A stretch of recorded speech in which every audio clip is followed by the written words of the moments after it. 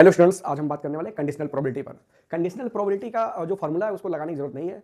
कुछ नए तरीके से हम कंडीशनल प्रोबेबिलिटी पढ़ेंगे जिसमें कंडीशन आपको सोचने की जरूरत ही नहीं है क्या है। जैसे कंडीशनल प्रोबेबिलिटी का फॉर्मूला आपने पढ़ा होगा कि प्रोबेबिलिटी ऑफ ए अगर बी गिवन हो तो होता है ये probability of A intersection B और divide by probability of B.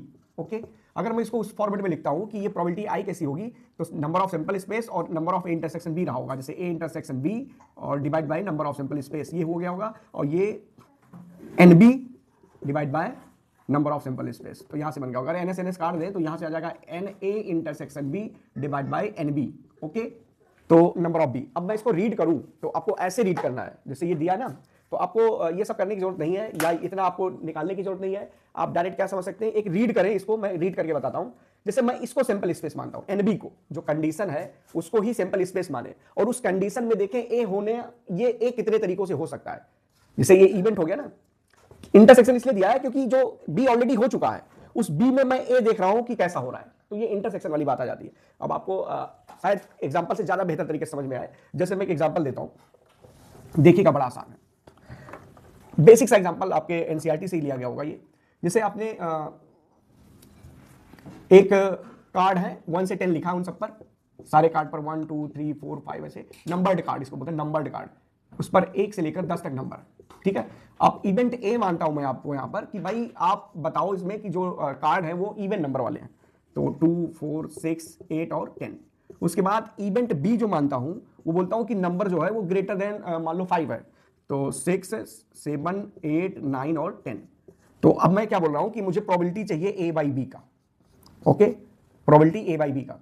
तो यहां से आपने फॉर्मूले के हिसाब से आपके पास सैंपल स्पेस एस आ जाएगा 1 से लेकर 10 तक ये पूरा, और उस फॉर्मूले में अगर हम लोग रखें तो मैं ए और बी का इंटरसेक्शन देखूंगा, तो ए इंटरसेक्शन बी आपके पास आ जाएगा कुछ कितना हो रहा है, क्या क्या इंटरसेक्शन है, 6 है 8 है और 10 है, तो ये 3 हो जाएगा। और probability of B sorry n B देखूंगा तो एन बी आपके पास एन बी आ जाएगा आपके पास एन ए इंटरसेक्शन बी। इन दोनों में कॉमन क्या है, तो 3 एलिमेंट्स से कॉमन थे और वो थे 6 8 और 10। अब एन बी कितना है, एन बी तो 1 2 3 4 1 2 3 4 5, ये 5 है।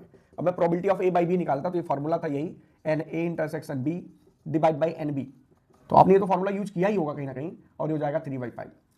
तो मैं चाहता हूं कि आपको इस फॉर्मूले को इस तरह यूज करने के बजाय इसको थोड़ा प्रैक्टिकली सोचें। जैसे ये सोचें कि भाई नंबर जो है वो, जैसे कंडीशनल प्रोबेबिलिटी ये थी, कंडीशन ये लगा था भाई कि सारे नंबर 6 से बड़े आए और इवन हो, ये कंडीशन है। 6 से बड़े आ चुके हो, उसमें इवन होने की प्रोबेबिलिटी बताओ।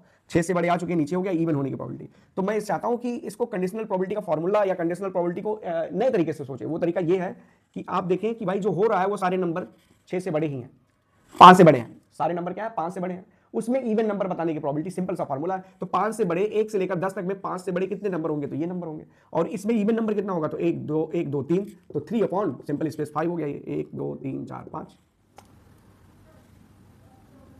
क्या मैं क्या बता रहा हूं, अजीब है ना। आओ चलिए एक क्वेश्चन पर देखते हैं जो जे एडवांस का क्वेश्चन है। ये पढ़िए इस क्वेश्चन को, ध्यान से पढ़िए। बोला एक इंडियन है और 4 अमेरिकन है अपने वाइफ के साथ, सर्कुलर टेबल पर बिठाना है उन्हें।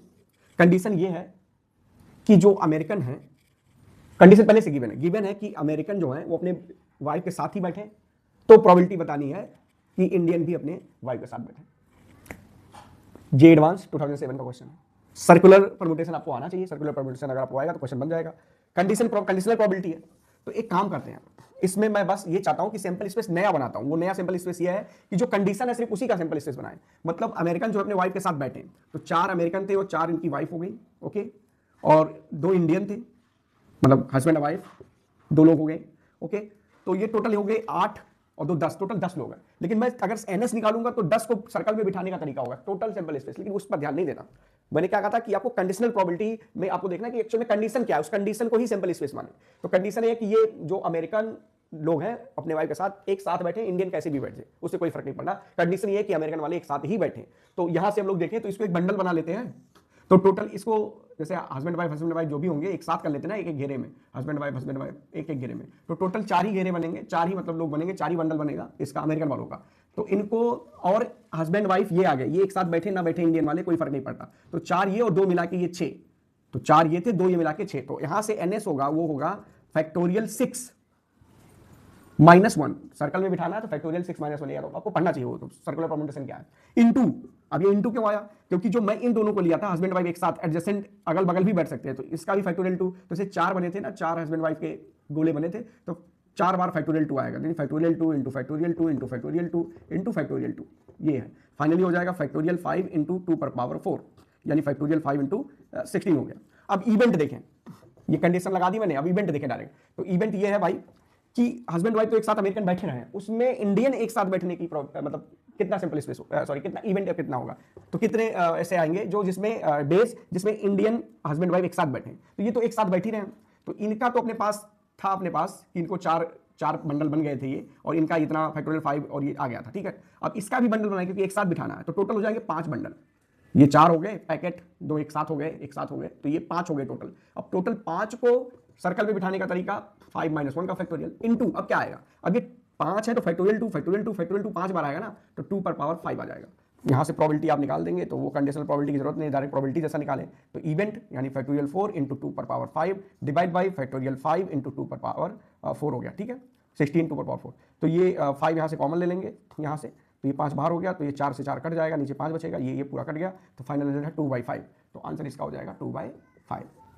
एक नया तरीका है सोचने का, फॉर्मूला तो है ही अपने पास, लेकिन सोचने का नया तरीका जब अप्लाई करेंगे तो बिल्कुल कंडीशनल प्रोबेबिलिटी का क्वेश्चन सिंपल सा बन जाएगा। और मैं क्या कहना चाह रहा हूं एक बार फिर से रिपीट करता हूं, आपको जो सैंपल स्पेस निकला है वो गिवन दैट वाला ही लिखना है, और उस गिवन दैट में जो इवेंट आएगा उस गिवन दैट के अंदर कितने इवेंट है वही काउंट करना है बस, तो एक सिंपल सी प्रोबेबिलिटी हो जाएगी, कंडीशनल की बजाय सिंपल क्वेश्चन हो जाएगा। इस तरह की जानकारी के चैनल के साथ जुड़े रहिए, लाइक करें, शेयर करें, सब्सक्राइब करें। मिलते हैं अगले वीडियो में, बाय बाय।